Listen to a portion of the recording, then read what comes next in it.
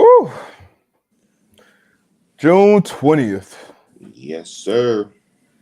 We live, we in there. Yo. Welcome back. Hope it's a great weekend for everybody. Back on the other side, Monday, June 20th, 2022. Another episode of the Man to Man Pod. Yours truly, half of the pod, Darius Butler. Got my co-host, Antoine Bethea. What's good? That's good, man. A lot to talk about on this beautiful Monday. How was your weekend, man? Had a good weekend? Man, great weekend. Like I said, Father's Day weekend.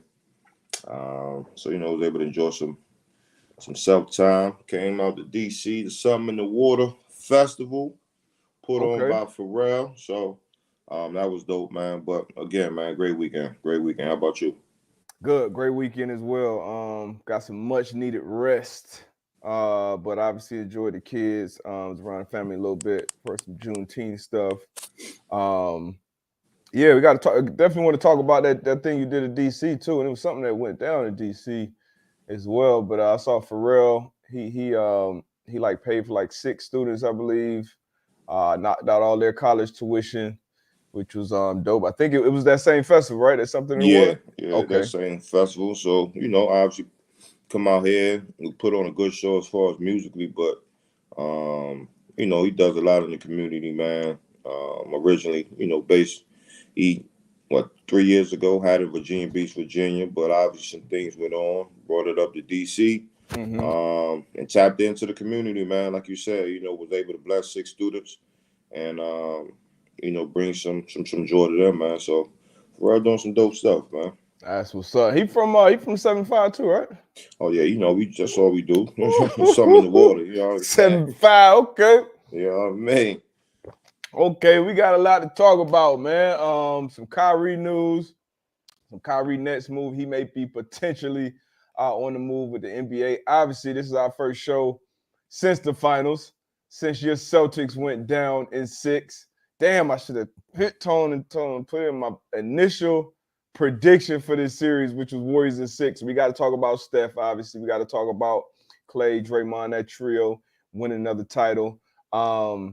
Got some football news, some not huge news, but Light some stuff. news for real, Yeah, for some real. light Light news right now. light But news day. Play all the players off. Leading up to camp. This when we get that 4, 5, 6 week break leading up into training camp. So we'll kind of talk about that, talk about some of the things we did or didn't do during this time. Also got to talk about our rookie dinner experiences oh man. after seeing the clip on our guys out in the pivot with our rookie Garrett Wilson talking about his upcoming rookie season. So I'm sure that brought back some memories for you. I know it did for me. What else? Anything else to think about? Man, some of your F1 stuff, man, but you pretty much tapped into it, man. We got a lot to talk about, a lot to catch up on. And good convo as always. Yes, sir. We'll see you on the other side.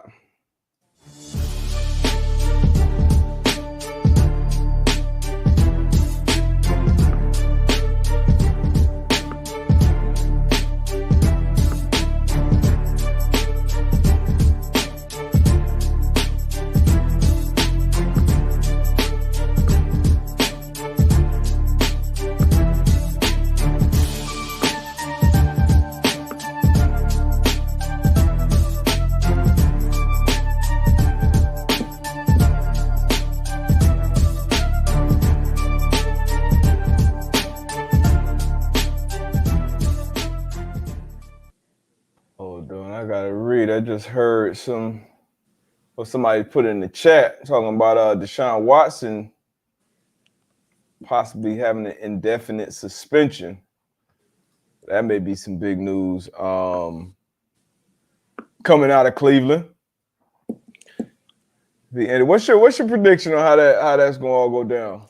The season My prediction, first and foremost, like we talked about on the show, Baker's not going anywhere. I think you Baker. still standing on that? Yeah, I don't think he's going anywhere. But eventually, I don't know, bro. I think it's gonna be tough, man. Because we talk about Deshaun Watson, signing that mega deal. guaranteed money was great, but I know there's some type of 230. clause in there where it states that if these type of things goes on, and if it's any kind of criminal stuff that comes up, some of that money, most of that money could be voided. And the way it's looking now, it doesn't seem like it's going to get resolved anytime soon. I think Deshaun might. I know we talked about 6 games to 8 games, man. I think it might be a little longer this year. Might be possibly the whole year. At least that's what it's sounding like. I said 6, 8. I'm gonna stick around. I'm gonna stick around that range. Let's say you probably get set down for 8 years. 8 years. Eight, 8 games. I mean, shit. If what, like you said, criminally, that's not gonna happen. At least as far as how it's looking now, because 2 grand juries, failed to indict him. They said they didn't have enough evidence to indict him criminally.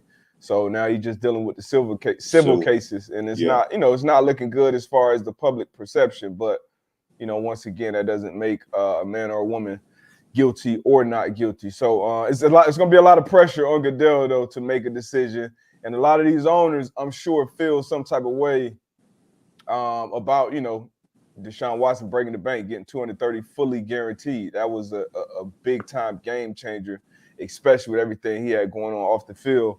Whether he's guilty or not. So it's going to be interesting. It's going to be very interesting. But I'm going to say 8. I'm going to say 8 games. And I do think Baker Mayfield moves on to another squad. I think he starts the season off on another team. Jacoby Brissett's going to be that starting quarterback for however long this Deshaun Watson suspension is. And hopefully it all gets sorted out and justice is served wherever it needs to be served. Something to definitely keep an eye on, though. Got to. It's going to be very interesting. I think G.I. Joe just put in the chat, say, 66 women, and half has, 66 women, and been summoned by half. So, yeah, it's going to be very interesting, man. Yeah, man, it's like I said, the optics of it definitely don't look good, and obviously as players, I 66 people, we haven't had that in our life, probably combined and multiplied by 2. Probably haven't had that many massage therapists. But once again, these are adults, don't know what they're into. But moving on, I guess sticking with the Browns, some not big news. I didn't even see this till I saw it in the Browns seeking a new stadium for the first time since returning to the NFL back in '99. Obviously they've been building a winner as of late. They've sucked for so long, finally got in the playoffs. You paid Denzel, you paid Myles Garrett a few years ago, has been drafting well. Andrew Berry's been doing a great job there as a GM. You signed Deshaun Watson if he can play. Obviously, he'll be a huge addition. Amari Cooper brought over there. You got your O-line shored up. You signed the tight end, David Njoku. So you got one of the best backfields out there. So this would be a great, obviously, improvement to the team and to that city. I think it's been a loyal fan base. Along all those years, struggling years, they still been super supportive. So this would be dope if the Browns do get a stadium. And I'm sure you'll want it to be a dome. Especially out there in Cleveland. especially out there in Cleveland. But like you said, man, loyal fan base, something that the city probably want to see. But I'm pretty sure the fans, though, they want to keep it outdoors. They probably want to agree with me with the dome, just with the dog pound. And, dog pound. All these years, like you said, they haven't been on the winning side. But now, past few years, building that winning culture. So I think it'll be good for the city. I think it's time. I think so too. Speaking of some get out with the old, in with the new. Philadelphia Eagles, obviously very storied franchise, won their first Super Bowl. Was it their first? It's been the first since I've been alive.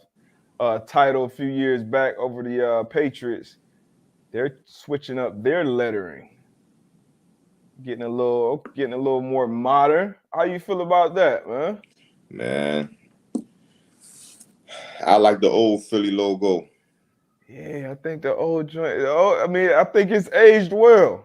And then again, it's one of them things that I think we just used to it. Mm-hmm. But off the jump, it's more modern, more sleek. But if I had to pick between the two, I definitely would go with the old style.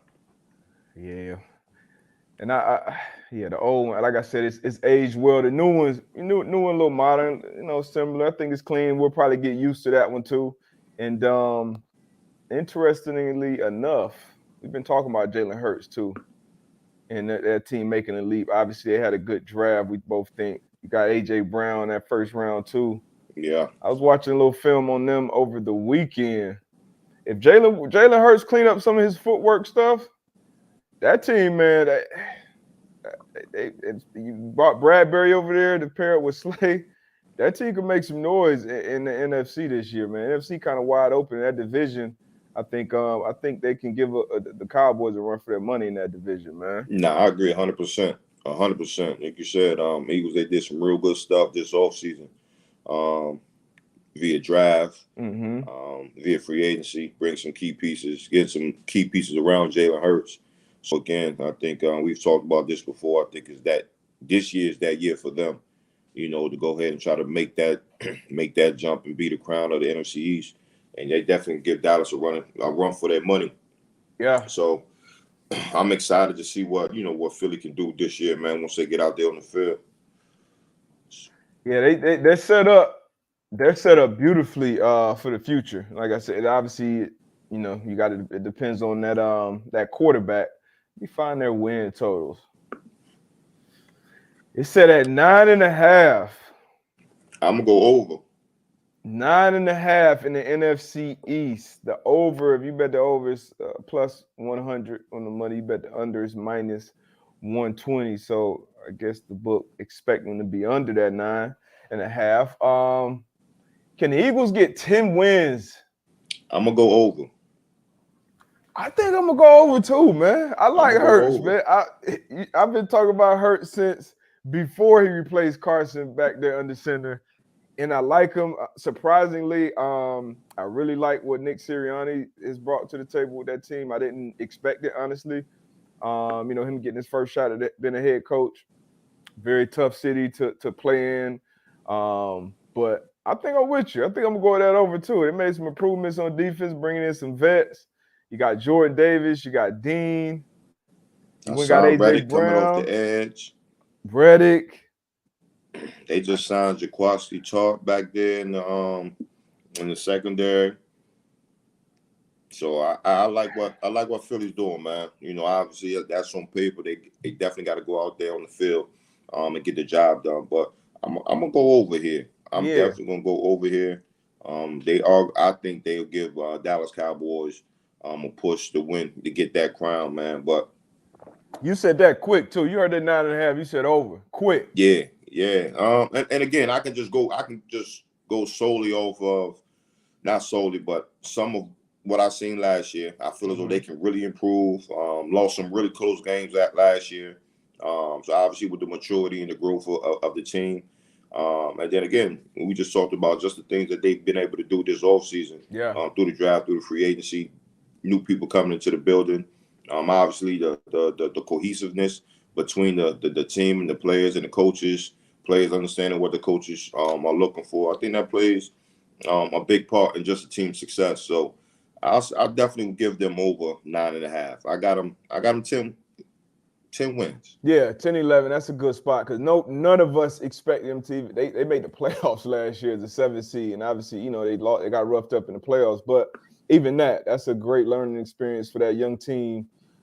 Seeing because as a player, it's one thing to experience a training camp, an NFL training camp, then an NFL preseason games, then early regular season games, late post Thanksgiving regular season games, and then you get into that playoffs. It's just a different environment, different atmosphere. So I'm with you, man. I like a nice little 2-3 game win bump for them 10-11 win season. I'm right there with you. I had a little more hesitation than you, but I'm right there with you, man. We're on the same page. We're gonna have to talk about. We might as well start off we go through the divisions, this may be the one we start off with. Interesting division. Obviously, Carson going out to Washington. We'll see what happens with Terry out there. Question marks at the quarterback position with the Giants. Daniel Jones coming back, no fifth-year option. Tyrod Taylor, who I think will probably be the starter this year going into the season if they let it be a competition, in the preseason. And then on the Cowboys. Cowboys are always, one of the talks of the league, what they're going to do. Are they Super Bowl contenders? So, yeah, that's going to be an interesting division to watch, as always. Yeah. Yeah, man, but Eagles getting new lettering. Speaking of, them new letterings, they will be tough on a fitted or on a hat. Yeah, on some merch. Clean on some I merch, feel as though the new style will look great on some merch, but I don't know. Yeah, it's clean. What else you want to get to, man? Man, let's talk. We talking about this football, man. Bart Scott made a comment. He did. From Bart Scott, I'd much rather go against Tom Brady every day of the week than go against Peyton Manning, Scott said on ESPN Radio. I believe that's how everybody feels. So I first off, every day of the week, I don't agree every with that. Every day of the week? I don't agree with that. But again, if you had to pick your poison, you're probably gonna die either way. With Tom Brady or Peyton Manning. Hey, this coming from a 14-year vet, played a lot of years in Indianapolis, so you were right in the middle of that Peyton Brady rivalry. It was one of the best rivalry. I know growing up for me, that was a game I couldn't miss. College, I don't care where I was, I couldn't miss Patriots Colts when those teams faced off. And like you said, pick your poison. These are you splitting hairs when you start, debating the all-time greats. But coming from AB, obviously, I'm sure some of those games in the AFC Championship or playoffs felt like the Super Bowl before even getting to the Super Bowl. If you had to pick one to beat to get to the Super Bowl or to win the Super Bowl, which one you pick? I say Tom. We did it already. You know what I'm saying? So, so you agree with Bart then? No. He said that every defensive player will want to see. I don't want to see Tom Brady every day of the week. Yeah. Over. You know what I'm saying? I feel like the comment comes off as if Peyton Manning was just that much better than Tom Brady. That's why it kind of comes off to me. You know what I'm saying? Now, Peyton Manning was surgical during that regular season. And again, I think maybe Bart was going off his own personal experience between the two quarterbacks. Maybe not. I'm not sure. But just a comment with the every day of the week, like not even thinking about it, like, oh, I'm going to see Peyton rather than Tom. I think that's a tough comment for me to stand by. But I have seen 18, the sheriff, P. Manning, serve some folks up during that regular season. Yeah. I've obviously seen it too, and the sheriff was something special. If I would personally, I've had more success against Peyton on the teams that I've been on, and personally, individually, so I would pick to play against Peyton. Brady. The thing about Brady is he don't necessarily care about his stat line. Like, it could be a game where he come out and throw it 40-something times. I actually remember a game we played the Jets on Monday Night Football. Bart Scott was part of that team. We beat him like 45-3. He threw the ball all over the yard, but didn't target like Revis, just finding matchups. Just finding matchup, killing you across the middle of the field. But he'll also, I've been in games where he'll hand the ball off 39 times and come on 12 and 13 and 21 personnel all games. So he just going to get to the right play, and then when the game's on the line, he's going to drive it down and put his team in position to win. And you can say the same thing about Peyton. Like I said, you're going to be splitting hairs with these guys, the Breezes, the Mannings, Aaron Rodgers. They all, all-time greats for a reason.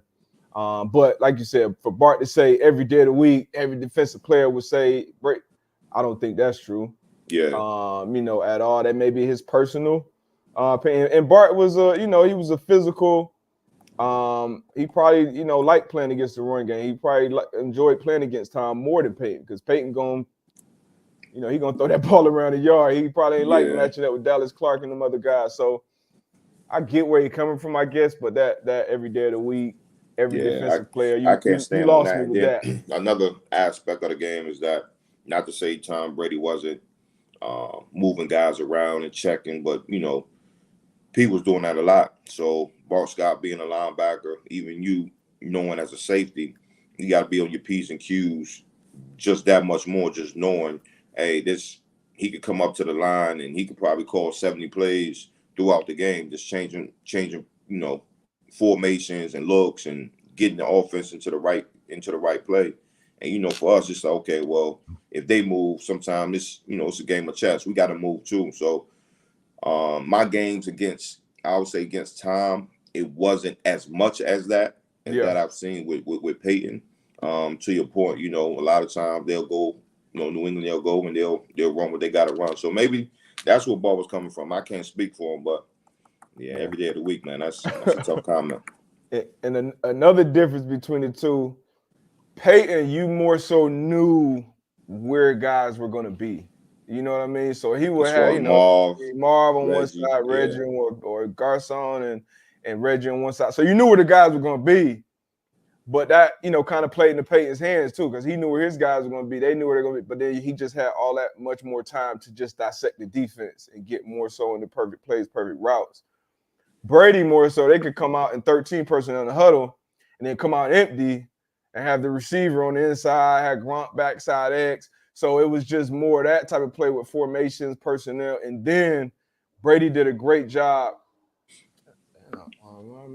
pushing and switching the tempo. Yeah. So sometimes he'll rush to the ball, snap it quick, a couple plays, and then get to the ball, give you a and now you identified in your alert. So it and like you said, it's the greats playing chess games, but yeah, interesting comments to say the least from Bart Scott. But now you got our opinions. 9-year vet as a DB, 14-year vet as a DB. So I guess you gave us something to talk about, Bart. Appreciate it. Slow news, but we were talking about before we jumped on here. Teams, went through their mandatory mini camps, so you get this 4 to 6 week period. Depending if if you're a rookie, if you're a vet, get some time off.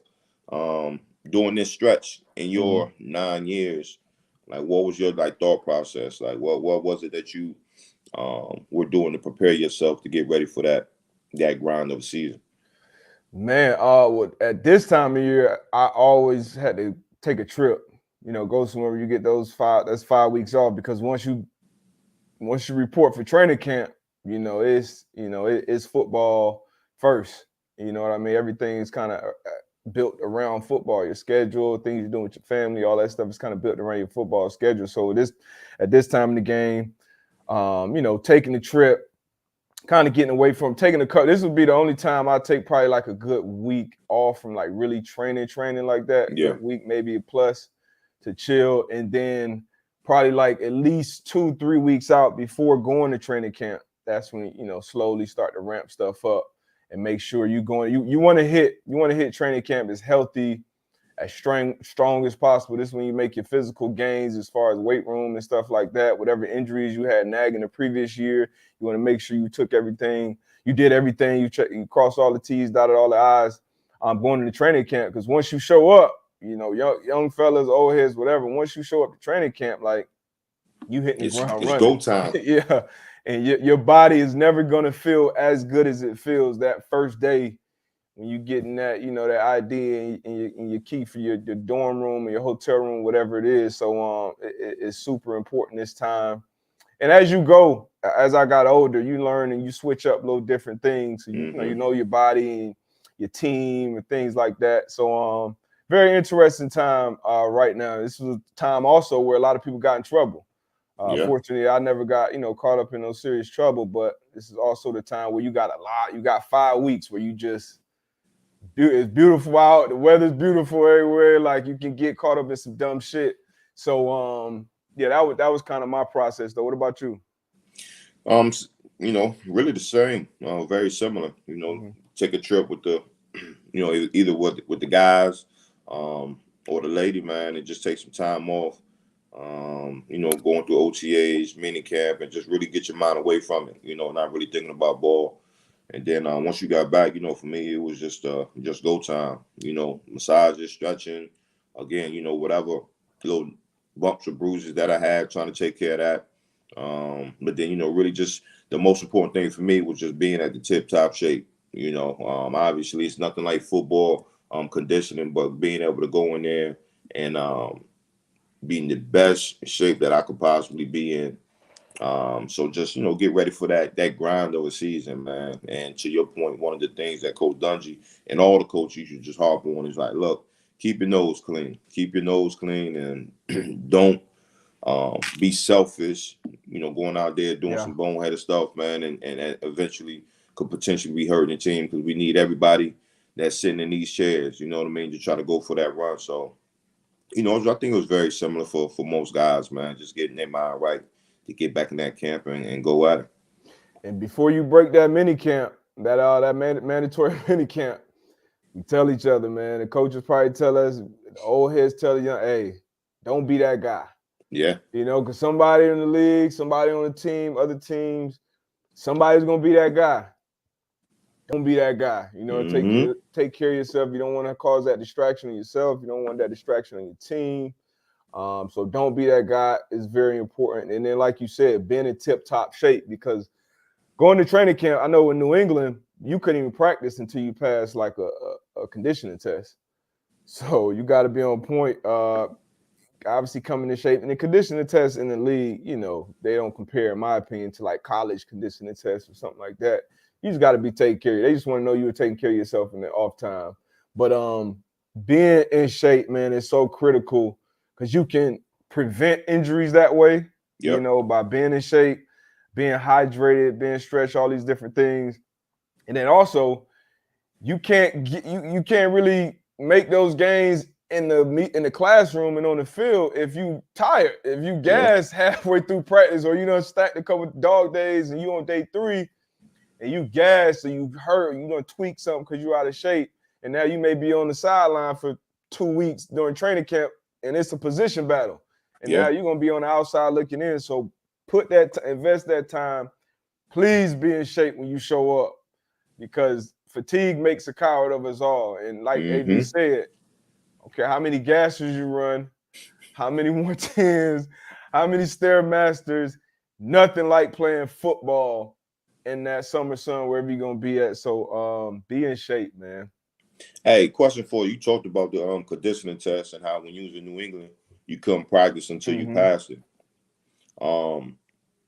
Give me just league. Like you said, I think the conditioning was way different in college than what it was in the pros. But what was your worst conditioning test? What did you hate the most when the conditioning coach was like, hey, look, this is what our conditioning test is going to be? I think it was 300-yard shuttles. Hey, that's it. But like the shorter increments. Yeah, the shorter increments. Yeah, was it 25 yards or 50 yards? I feel like the 50 yards were easier than the 25, just because you get that build up in your legs from stopping and turning and going. And I think it was 4 or 5 that we had to do.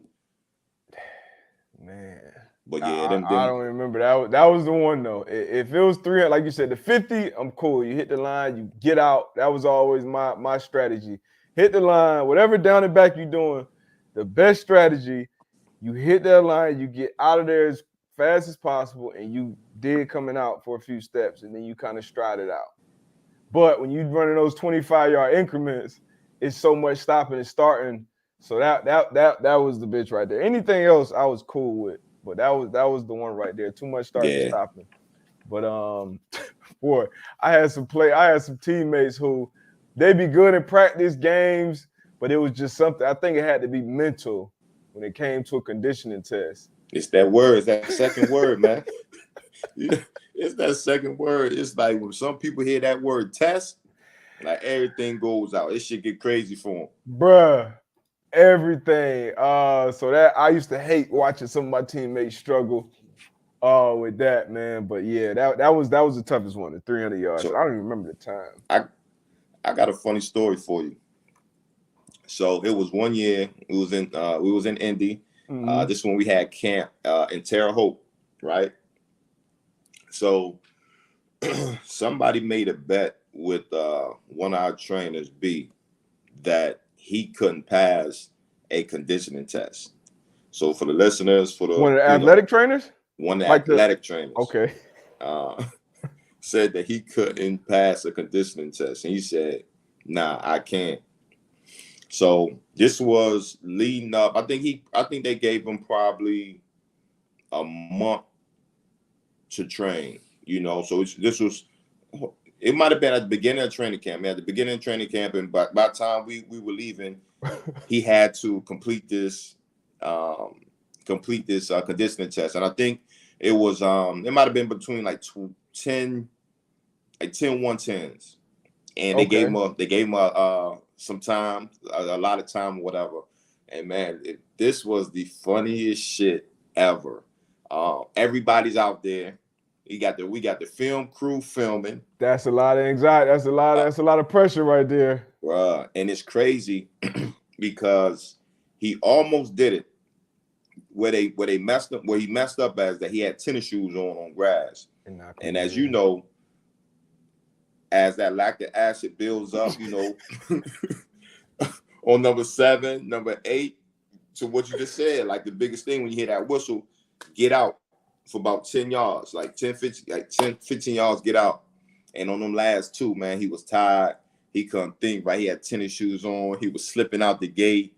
And then just, with the slip, he had to get that extra push towards the end, man. But that was one of the funniest things I ever seen, bro. That's a lot of pressure, man. Especially if you ain't used to being under the lights like that. You got all these professional athletes and coaches probably out there, camera crew. Man, he had some tights on. The tights was baggy. Just out there looking bad. Shout out to my man B, man. B used to hold it down for us, man. But that was by far one of the funniest things I ever seen, bro.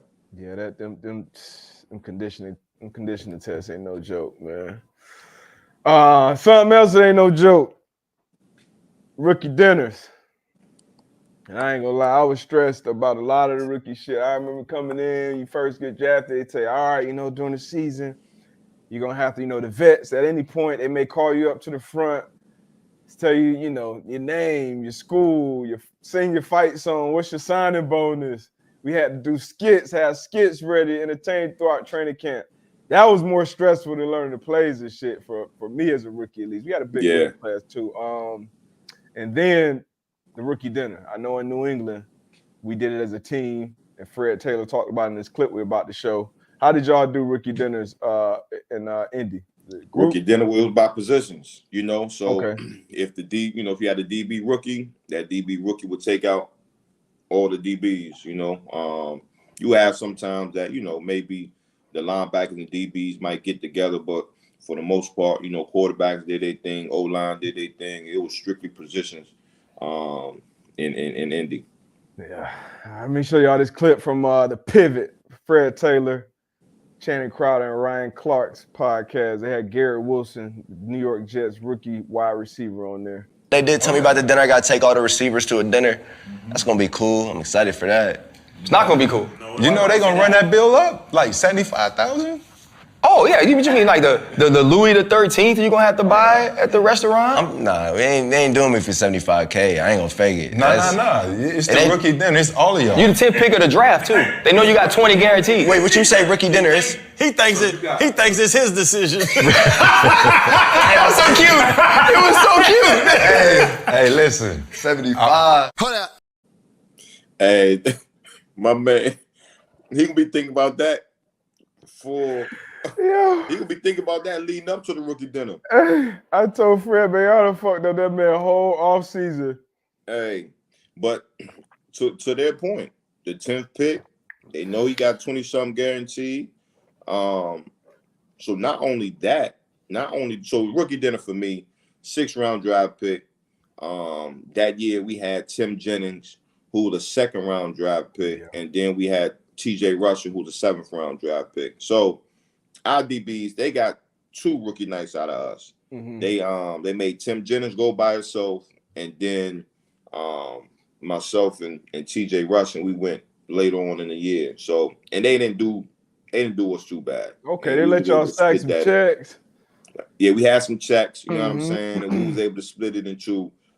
They didn't do us that bad. So, you know, shout out to the OGs. I appreciate that. Did you know about because I know your player performance check had to be. Did you know about that?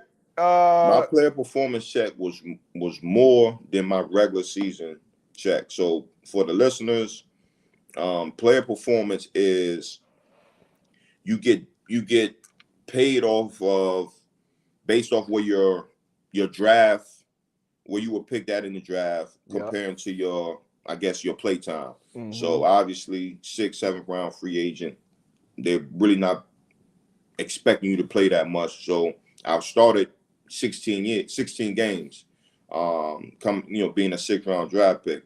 So I forgot all about my player performance. So for me, my rookie year, we go to the playoffs, so we get them extra playoff checks. And then I'm actually home. Well, I was actually in DC at the time, and my mom calls me and said, "Hey, you have a check here at the house." So I'm thinking a check, and then oh shit, that's my player performance. I'm like, "Hey, open that up." Man, my mom opened that check up, boy. She paused for about 2 minutes. It say, all right. Yeah, that my player performance was more than my rookie's salary. Yeah, my rookie year salary. So it's I'm not sure if they still do it the same way.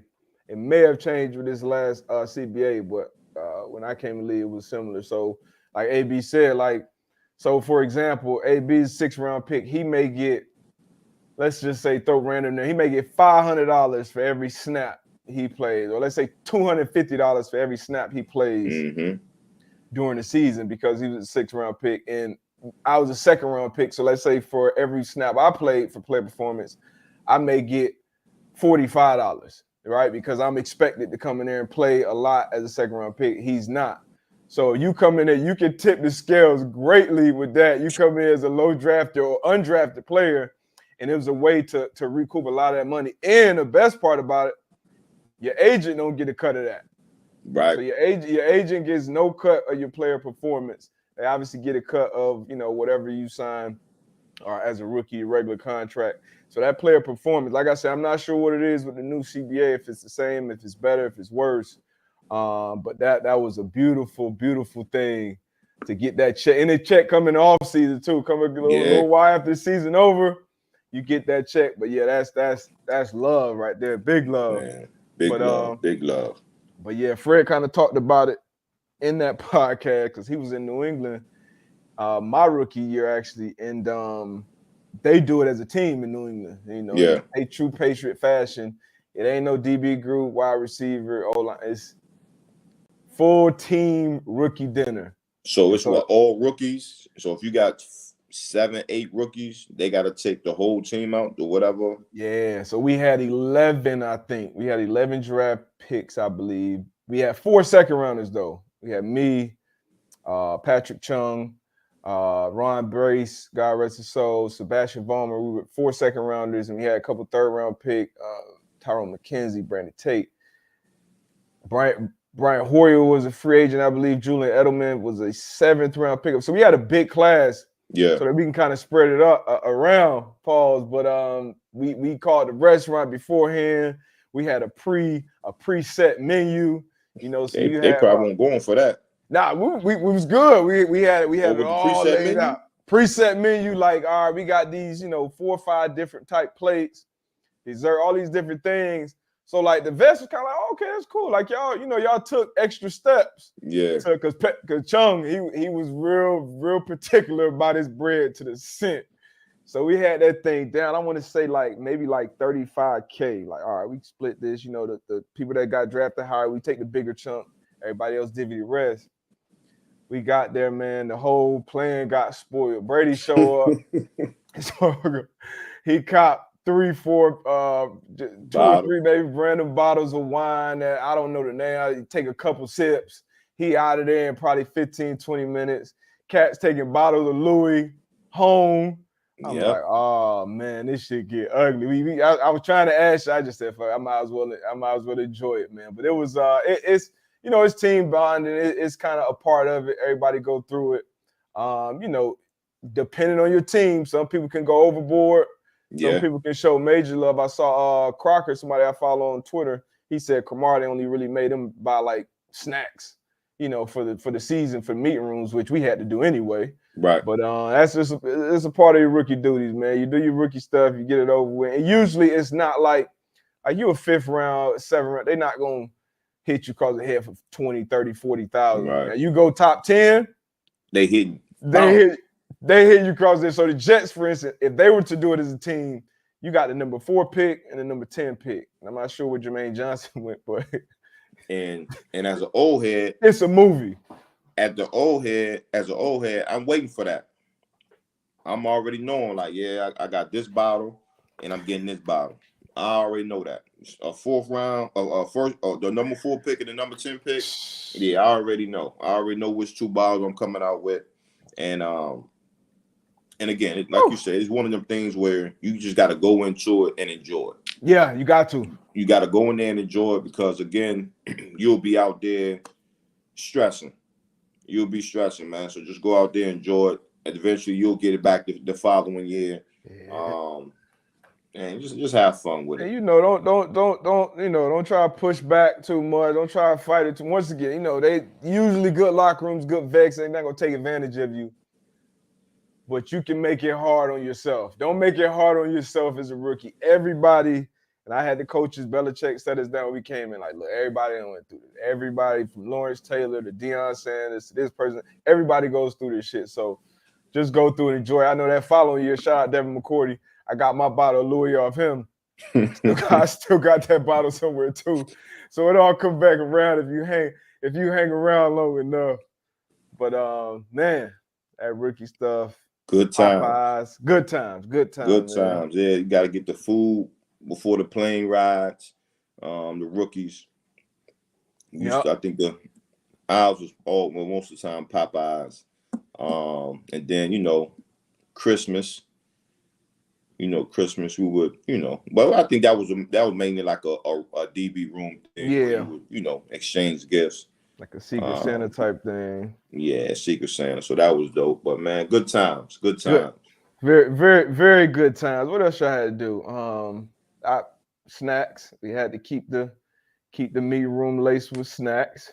You had to know which players, like if AB, like if he wanted ranch, David sunflower seeds. Don't come in there with no barbecue.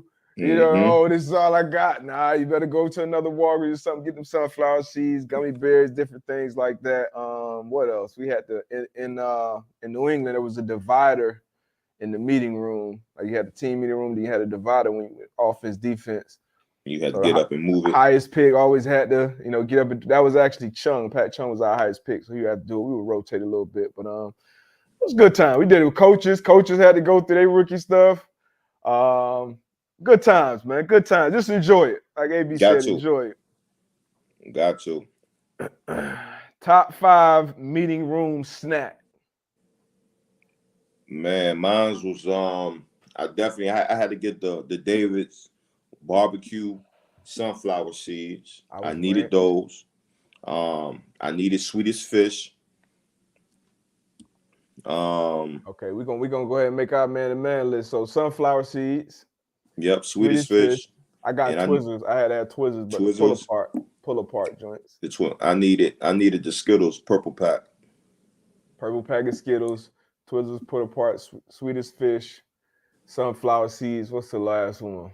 The sunflower seeds, they help. Some people do dip, some people do other stuff. I never got into the dip shit, but sunflower seeds, they help keep me up. I got cursed out my rookie year by Dean Pease. I was in the front of the meet room, kind of, you know, how you be up there trying to, you know, hang on. And then he caught me and let just ripped into me for about a minute straight. And I said, I ain't never falling asleep in a meeting again. But sunflower seeds definitely help with keeping you That's up. a must. Yeah, keep you active. What's the last one? What's 5? Should go ahead and pick that. I don't throw. What else, man? Those were really the Snickers, ones. white cheddar cheeses. All go. I'm with you there, Zach. I never had those in the meeting room. I mean, you don't want stuff that you're gonna make a mess either. You know, you gotta be kind of clean. The sunflower seeds, you had a cup, you know, you chewing, you spitting in the cup. Some people eat the whole seed, you know, do your thing, whatever. Y'all pick 5, man. Y'all throw the 5 in. Beef jerky, a lot of people did like beef jerky. Top 5 beef jerky, yeah. I remember I had shout out one of my teammates, I think it was Trent Cole. I had some deer jerky from the first time. He went hunting, brought some deer jerky, and she was hitting too.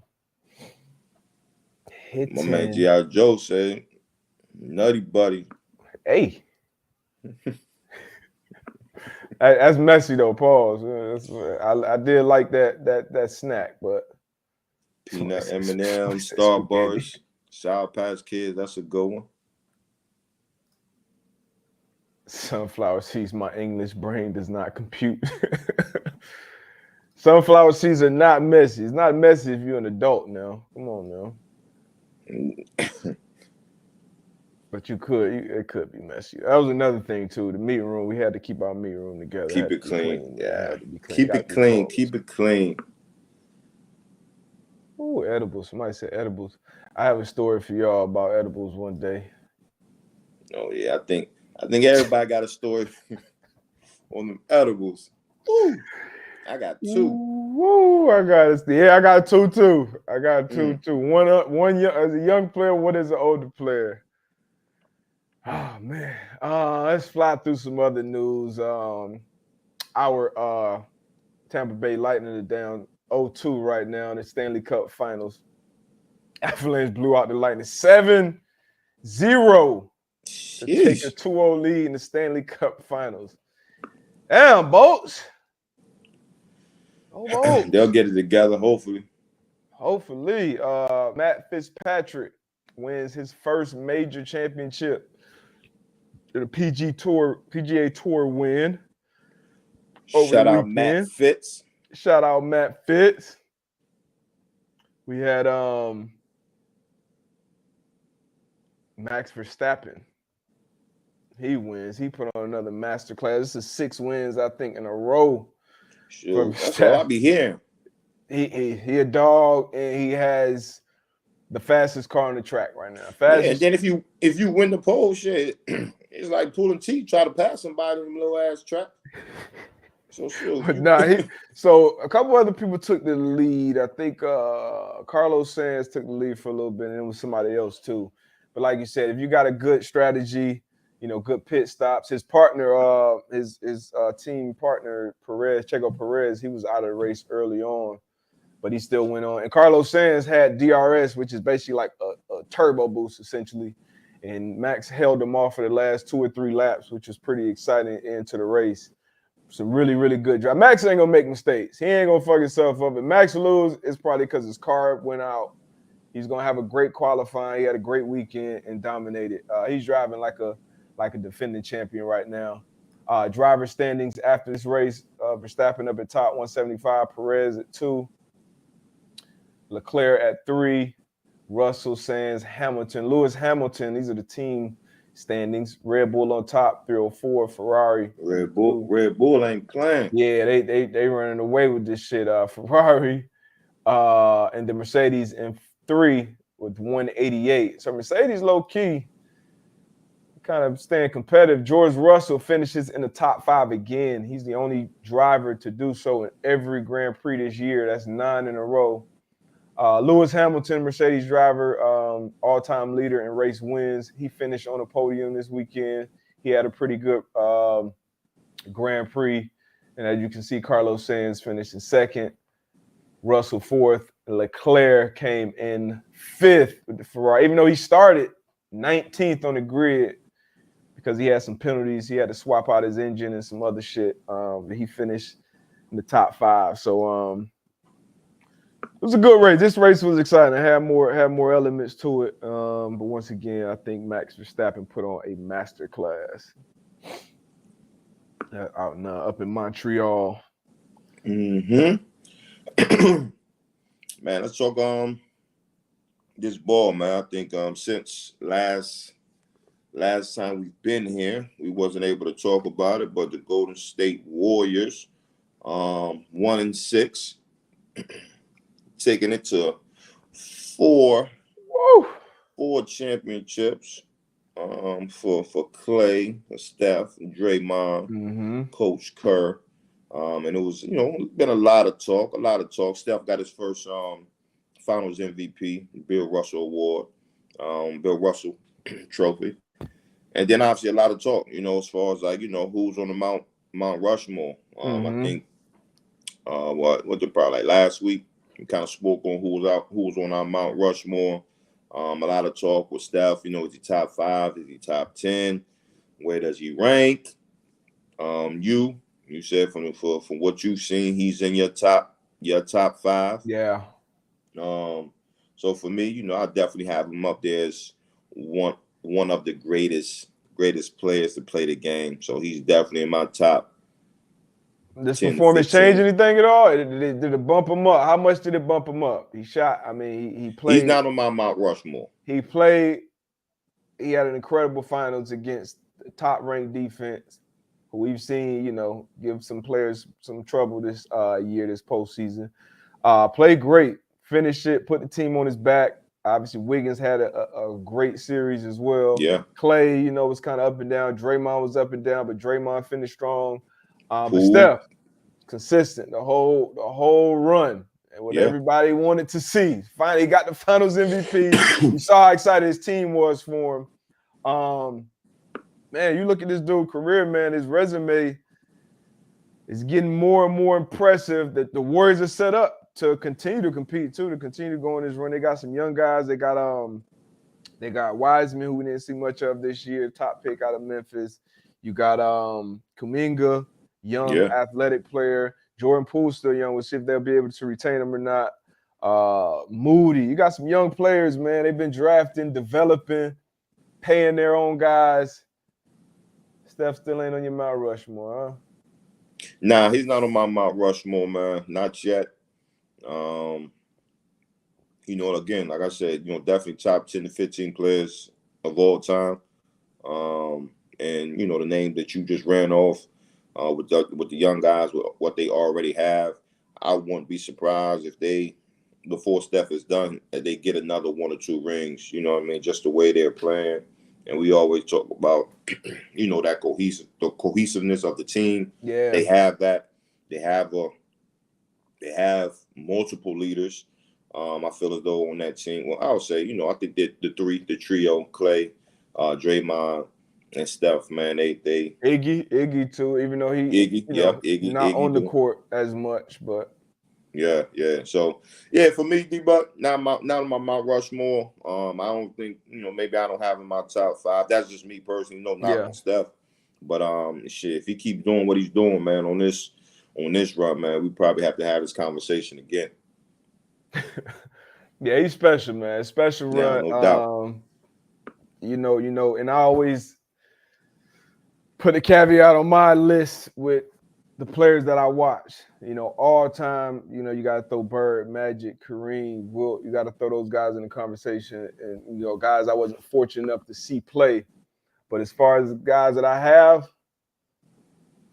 he on my Mount Rushmore. And I'm going to stand on that. But I know I respect it. He on the Mount Rushmore for these Warriors owners too. Back in 2010, these owners purchased the team for $450 million.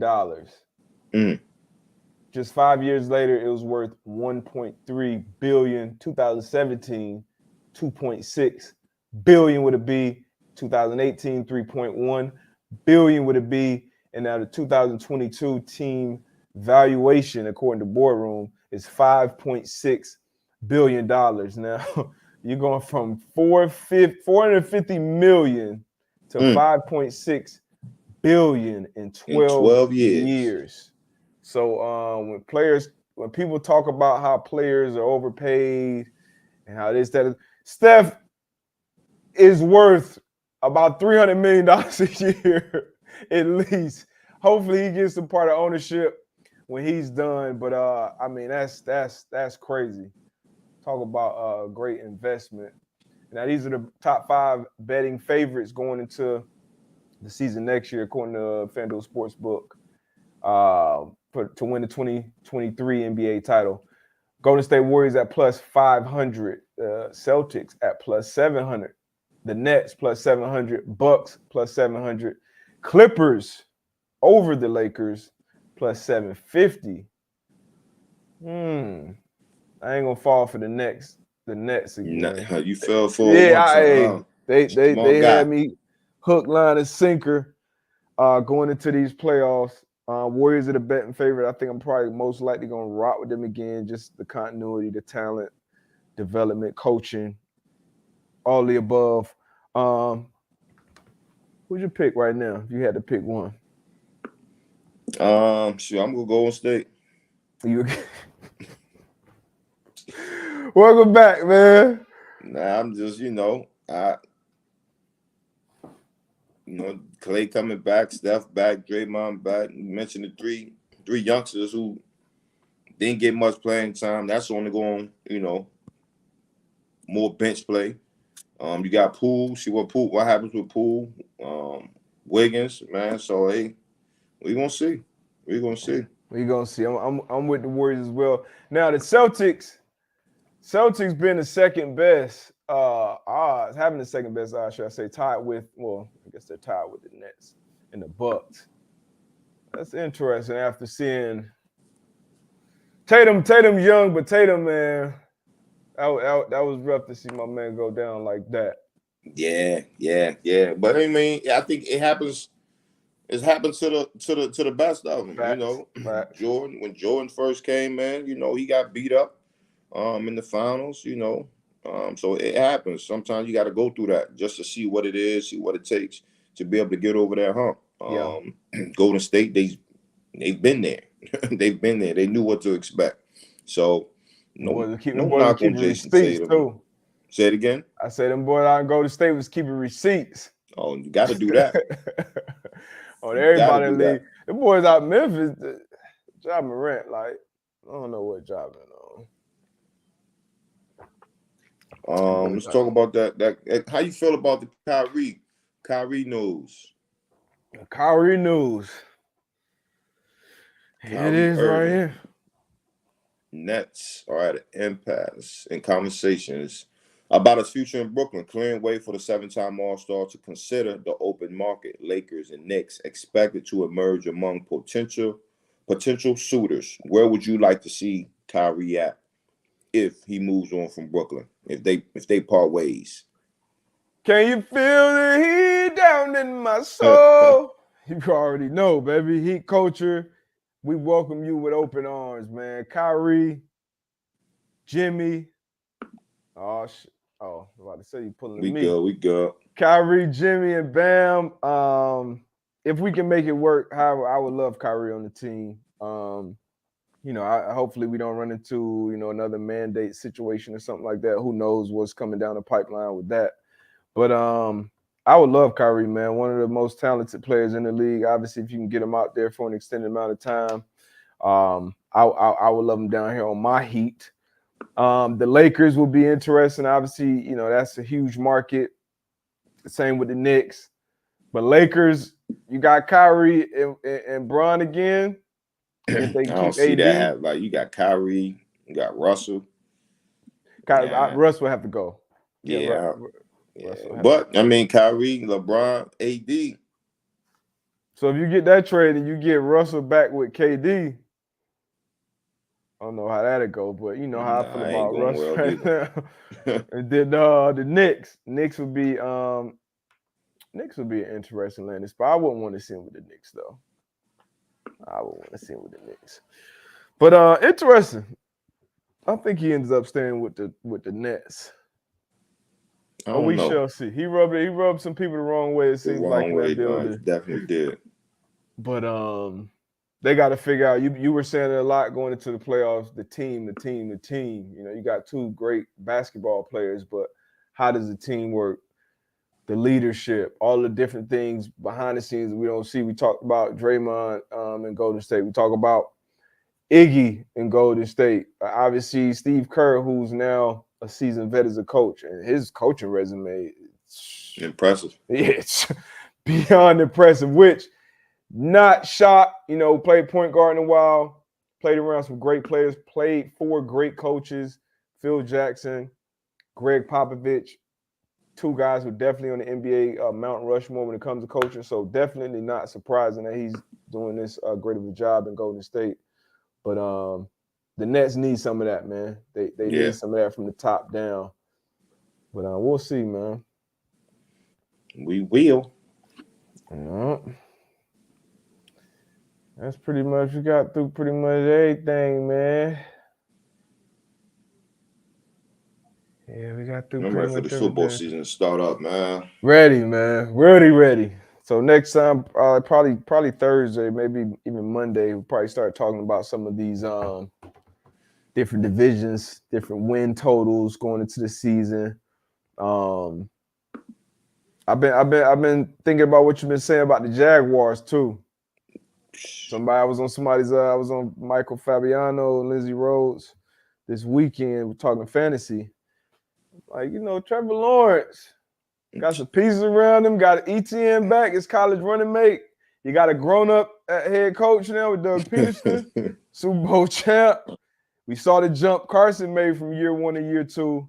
I said, AB was on to this early. He might be on to something. Hey, just give him my credit, man. When it happens, when we start seeing this thing turn, you know, now I don't want to do too good. You know, they in the AFC South without coach, but definitely them Jags, man. They might be up to something out there down south in Duval County.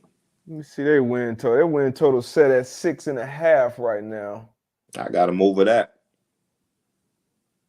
If the Jags go 8-9, that's a good season for them. Really good season. 8-9. But appreciate y'all, man. Starting the week off with us. Start your week off right. Get some physical activity in today, at least 20 minutes. Do something nice for somebody. Spread some love, man. Starting with yourself. No doubt. Go over to the Pat Mack Show.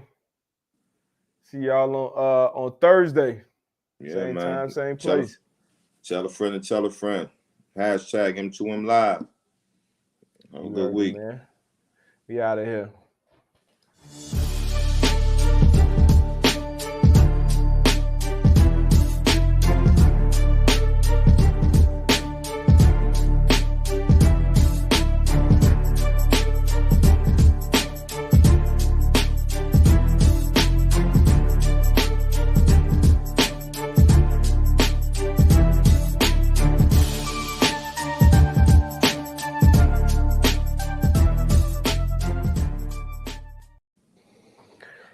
All right, AB. All right, baby. Be safe. All right, fam. Y'all too, man. You too, bro. Gone.